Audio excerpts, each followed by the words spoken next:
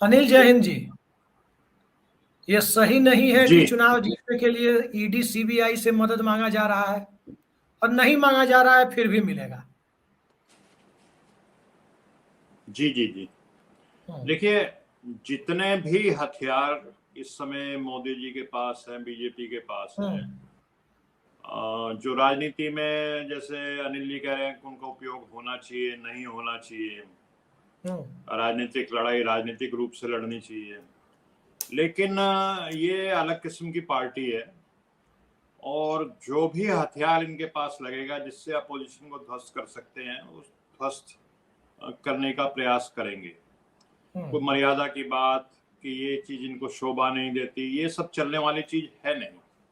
और हम्म। देखिए, मोदी जी जब से चुनावी राजनीति में आए हैं, उनका जो उठान है वो लगातार ऊपर ऊपर चलते चले गए।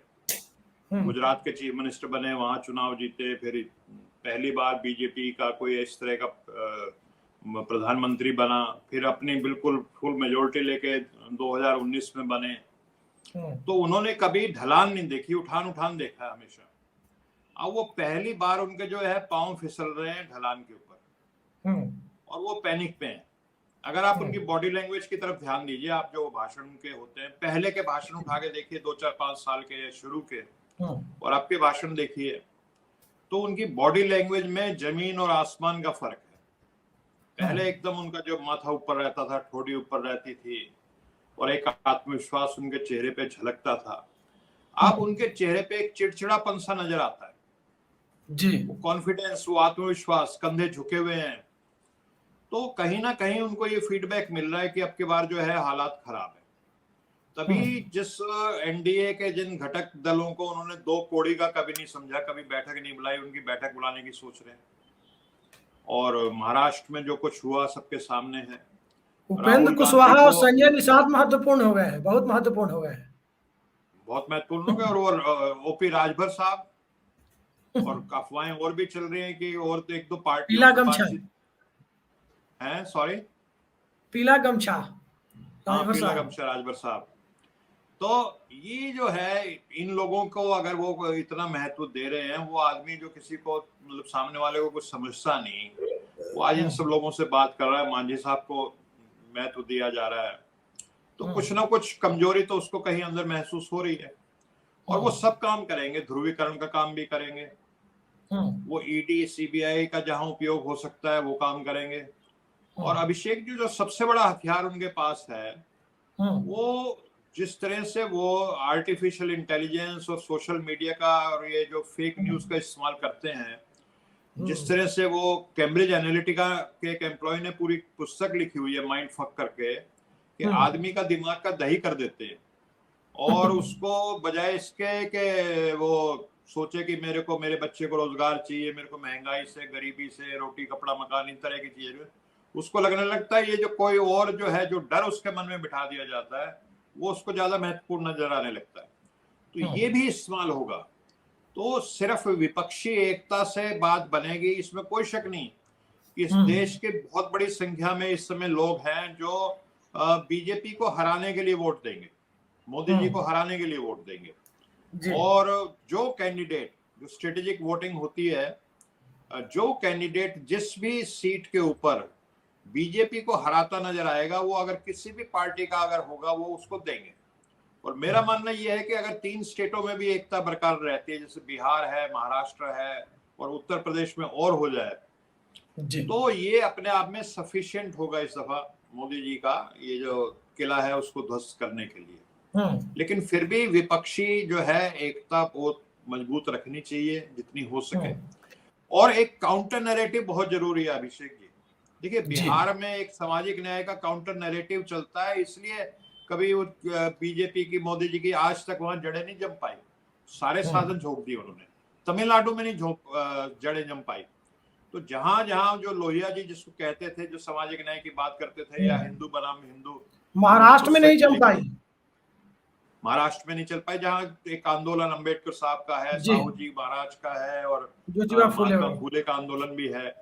तो मेरा मानना यह है कि ये काउंटर नैरेटिव भी चलाना पड़ेगा आपको। और उसका शायद रायपुर में कांग्रेस ने भी प्रयास किया है, जिस तरह कास्ट सेंसस का समर्थन किया है, और एक ये भी आवाज दी कि भाई जितनी आबादी उतना हक। तो ये लेकिन काउंटर नैरेटिव के मामले में आवाजें धीमी हैं। इन आवाजों को और बुलंद करना पड़ेगा। अगर आपको एक आइडियोलॉजिकल अगर मुकाबला करना है तो आपको अपनी काउंटर आइडियोलॉजी लानी पड़ेगी, तो तभी कुछ बात बनेगी अभिषेक जी। बाकी तो ये है कि ये जो चुनाव हो रहा है ऐसा आजाद भारत में किसी ने देखा नहीं होगा। मैं बार बार इस बात को कहता हूँ। वो दिनकर जी की 2 लाइनें हैं ना कि दुर्योधन युद्ध ऐसा होगा फिर कभी नहीं जैसा होगा। तो ये मदर ऑफ ऑल इलेक्शंस होने जा रहा है 2024 का, या नवंबर में 2023 में क्या पता हो जाए। It will be mother of all elections जो हमारे आजादी के बाद हुए। जी अभिषेक, एक चीज जो आपने जिक्र की है मायावती के बारे में, तो देखिए किसी भी पार्टी में जब एब्सोल्यूट कंट्रोल होता है या किसी भी सत्ता में, तो आइडियोलॉजी पीछे छूटने लगती है। उस आइडियोलॉजी चाहे कोई भी हो, आप सहमत हो या असहमत हो।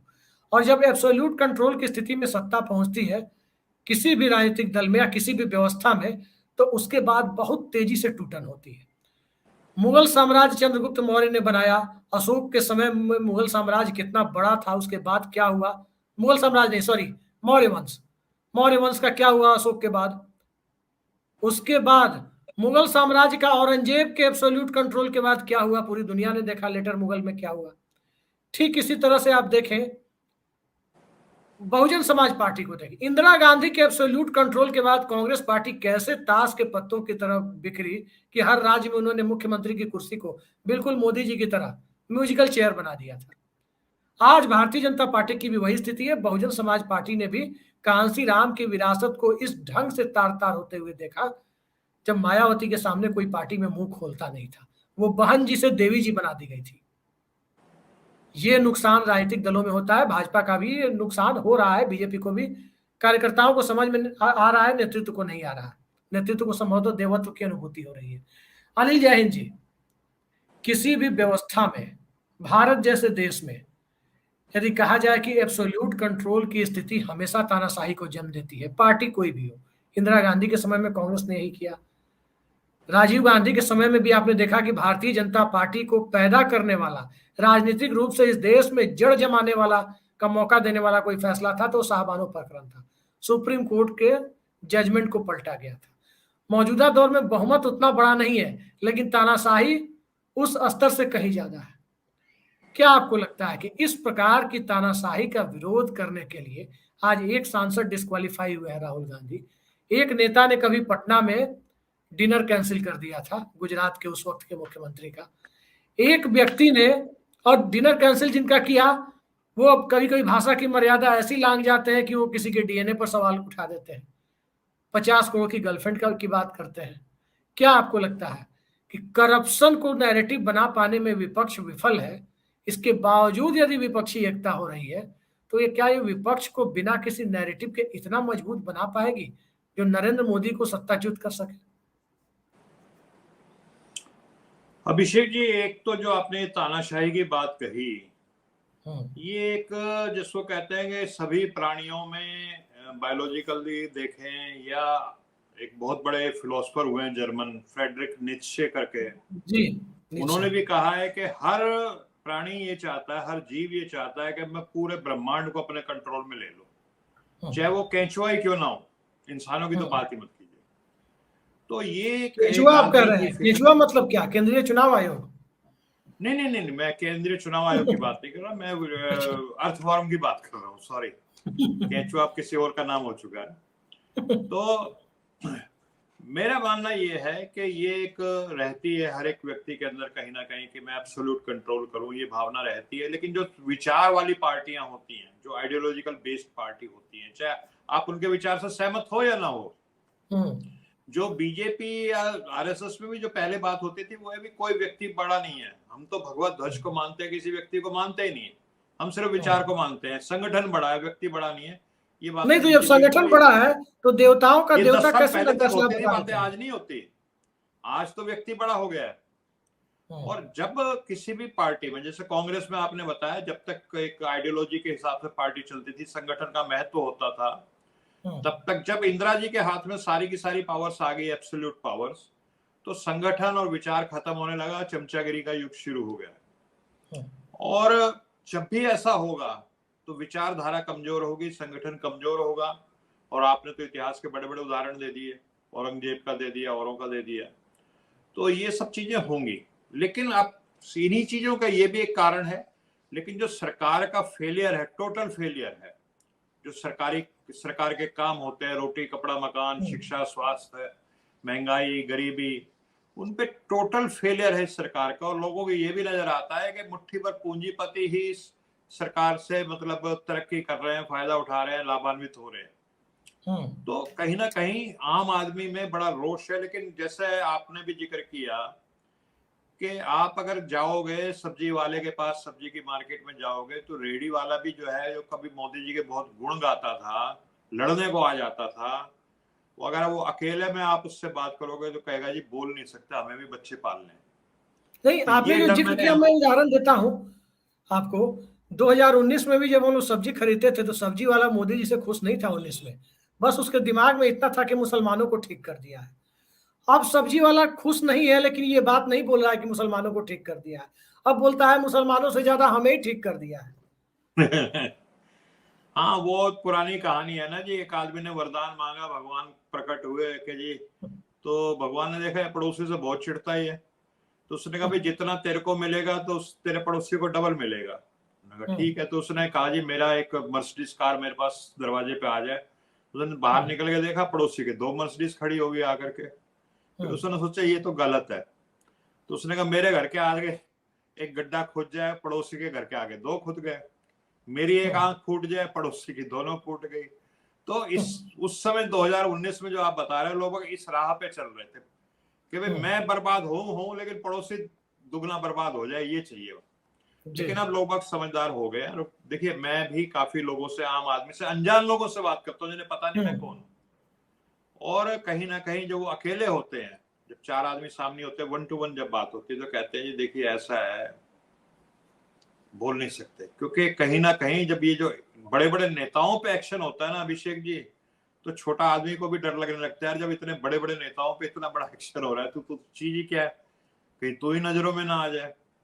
ये सब चीजें चलती हैं और ये चलती रहेंगी। लेकिन जनता जो है, आप मान बात लीजिए कर रहे हैं अभिषेक, अनिल जय हिंद जी, आपके पास, धनंजय जी के पास, हमारे पास या अनिल जी के पास यदि ईडी का नोटिस आए तो अगली 7 पुश्तें दिखाएंगी, जैसे आज दिखाती है ना कि हमारे दादाजी हाथी रखे हुए थे, देखो पैर में बांधने वाला चेन है। तो अब हाथी वाला जमाना भूल गया, हमारे यहाँ ईडी की नोटिस आया करती थी। ये बात लोग कहेंगे असामान्य मध्यवर्गीय परिवारों में अगर ईडी का नोटिस आए तो। मोदी जी ने ईडी की इमेज ऐसी बना दी है। जी जी जी, बिल्कुल ठीक कह रहे हैं। जैसे देखिए, इमरजेंसी में जो जेल गया था ना, वो एक बहुत बड़ा, जैसे फ्रीडम फाइटर का तबका था, वो जी तमका था वो, कि भाई जैसे वे 19 महीने जेल रह करके आए हैं, ये बहुत मतलब एक शान की बात हुआ करती थी। जी। तो हो सकता है अब ये भी फ्यूचर में इस तरह की बात हो जाए। लेकिन एक आपने हरियाणा का भी जिक्र किया अभिषेक जी। मैं हरियाणा में लोगों के संपर्क में रहता ही हूँ और काफी आता जाता हूँ, मेरा बहुत समय बीतता है वहाँ। हरियाणा में जो मुझे लगता है कि इस समय टोटल जो है को कांग्रेस का ही मामला चल रहा है। और पिछली बार भी जब ये नारा लगाते थे आपकी बार 85 पार, यानी 90 सीटें हरियाणा में, पिछले विधानसभा चुनाव में नारा था आपकी बार 85 पार, 85। और आई कितनी थी? 40 आई थी। तभी दुष्यंत चौटाला जी को साथ लेना पड़ा। तो अब बहुत मामला खराब है। खुद बीजेपी के लोग ये कहने लग गए भाई अब कुछ होना नहीं है। कि ये भी बात चल रही है कि खट्टर साहब को आखिरी टाइम हटा करके किसी और को मुख्यमंत्री बना दिया जाए, लेकिन उससे भी कुछ होना जाना नहीं है। तो स्थितियां, मैं जहां तक जिन लोगों के संपर्क में दिल्ली में, हरियाणा में, आसपास डायरेक्ट संपर्क में लोगों के आता हूँ, तो मुझे लगता है कि अब की बार मोदी जी के लिए इतना आसान नहीं, आसान क्या बहुत मुश्किल है, ऑलमोस्ट असंभव काम है। बस एक उत्तर प्रदेश का थोड़ा मामला और ठीक हो जाए तो फिर ये बात नहीं, कंफर्म उत्तर प्रदेश के बारे में मैं इतना दावे के साथ कह सकता हूं अनिल जैन जी कि जब तक चुनावी मैदान में कैंडिडेट सामने ना आ जाए तब तक उत्तर प्रदेश के चुनाव के बारे में कोई भी भविष्यवाणी उचित नहीं है। और दूसरी महत्वपूर्ण बात, जो उत्तर प्रदेश की 80 सीटों पर बीजेपी के कैंडिडेट को देखने के बाद यदि समाजवादी पार्टी, चाहे वो किसी से गठबंधन करे या ना करे, वो अपने कैंडिडेट का पत्ता यदि बाद में खोलती है, हो सकता है कि वो लिस्ट ही जारी ना करे, चुपचाप सिंबल दे दे कि आखिरी दिन जाके नॉमिनेशन कर दो। बीजेपी के कैंडिडेट को देख के यदि कैंडिडेट देती है तो भारतीय जनता पार्टी के लिए 40 पार करना मुश्किल होगा, ये तो मानना जी। धनंजय जी साथ जी कुछ कह रहे हैं अनिल जी? हाँ, मैं ये कह रहा हूँ इसके साथ जो है ना, समाजवादी, कांग्रेस, आरएलडी और ये जो नया लड़का है चंद्रशेखर आजाद समाज पार्टी, अगर ये चारों जुड़ जाएं तो फिर बहुत आसान हो जाएगा काम।